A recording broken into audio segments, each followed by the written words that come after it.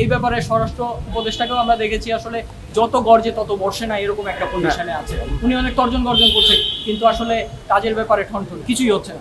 একটা প্রক্রিয়ার মধ্যে হওয়া উচিত, যে প্রক্রিয়ায় শিক্ষক শিক্ষার্থী সমস্ত অংশীজনের মতামতের প্রেক্ষিতে সেই সিদ্ধান্ত যেন হয়। আমরা সিসিটিভি ফুটেজে দেখেছি যে একজনকে শনাক্ত করা গেছে, আশা করা হচ্ছে সেই আশা তাকে এখনো গ্রেফতার করা হয়নি।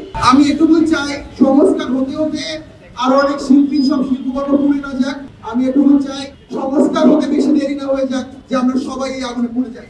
চারুকলার বর্ষবরণের আয়োজনে যেই সাথে যুক্ত শিল্পী মানবেন্দ্র ঘোষের বসতবাড়িতে আগুন দেওয়ার যে ঘটনা আমরা দেখলাম, তার আগেই দেখতে পাইলাম যে মানবেন্দ্র ঘোষ ফেসবুকে উনি স্ট্যাটাস দিয়েছেন যে উনি নানা ধরনের হুমকি ধামকি পাচ্ছেন। এমনকি আমরা যে সোশ্যাল মিডিয়াতে আমরা দেখেছি যে কিভাবে করে আওয়ামী লীগের কতিপয় নেতাকর্মী মানবেন্দ্র ঘোষের বসতবাড়ির ঠিকানা উল্লেখ করে তাকে হুমকি দেওয়া হয়েছে। আমাদের আরও উদ্বিগ্ন করে যে গত শনিবারে ফেসিস্টের প্রতিকৃতিতে যে আগুন দিল, সেই আগুন দেওয়ার ঘটনার সিসিটিভি ফুটেজ দেখে একজনকে সন্দেহভাজন বলে শনাক্ত করা হচ্ছে, কিন্তু এই ঘটনায় এখনো পর্যন্ত কাউকে গ্রেপ্তার না করে, কোনো রকমের তদন্ত সহ পুরো ঘটনা উন্মোচন না করে যে জনগণকে ধোঁয়াশার মধ্যে রাখা হচ্ছে এবং এগুলো নিয়ে যে অপরাজনীতি করা হচ্ছে, সেই ঘটনারও আমরা প্রশ্নবিদ্ধ করতে চাই এবং সরকারকে আমরা বলতে চাই যে 5ই আগস্টের পরে যেই সকল সহিংসতার ঘটনা হয়েছে, যেখানে অগ্নিসংযোগের মতো ঘটনা ঘটেছে, এই সকল ঘটনার কোনোটার আসলে বিচার সঠিকভাবে হয়নি, যার ফলে এই যে এখন অগ্নিসংযোগ একটা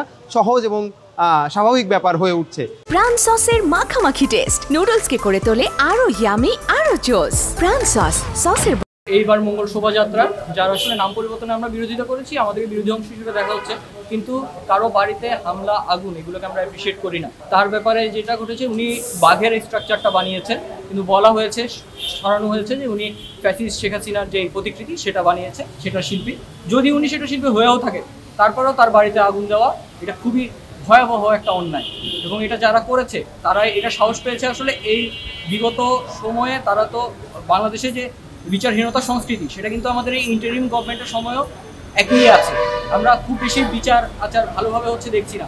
আওয়ামী লীগ ফ্যাসিস্ট আওয়ামী লীগে সঠিক বিচার না হওয়ায়, শেখ হাসিনাকে দেশে ফিরিয়ে আনার প্রক্রিয়া এখনও ত্বরান্বিত না হওয়ায় আসলে আওয়ামী লীগ দিন দিন আসলে আবার শক্তি ফিরে পাচ্ছে বলে আমি মনে করছি। এবং তাদের এই ব্যাপারে স্বরাষ্ট্র উপদেষ্টাকেও আমরা দেখেছি আসলে যত গর্জে তত বর্ষে না, এরকম একটা পজিশনে আছে। উনি অনেক তর্জন গর্জন করছে, কিন্তু আসলে কাজের ব্যাপারে ঠনঠন কিছুই হচ্ছে না। এই ধরনের ঘটনা ঘটলে আসলে অনেকেই খুব বেশি বিদ্রোহী অবস্থা থেকে আসলে শিল্প চর্চা করে না, অনেকেই ভয় পায়। তো ওই ভয়ের ব্যাপারটা যেটা আমরা আশা করেছিলাম যে জুলাই আন্দোলনের পরে এটা কমে আসবে, আমরা ভয় পেয়ে আসলে ছবি আঁকবো না, শিল্পচর্চা সাহিত্যচর্চা করবো না, কিন্তু দিন দিন দেখা যাচ্ছে যে এটা বিপরীতেই যাচ্ছে। যে কথিত আওয়ামী লীগের লোকজন বিভিন্নভাবে হামলা আক্রমণ করছে, এসে আগুন লাগিয়ে চলে গেল, সেটার ভিডিও ফুটেজ থাকার পরও তাকে গ্রেফতার করা গেল না।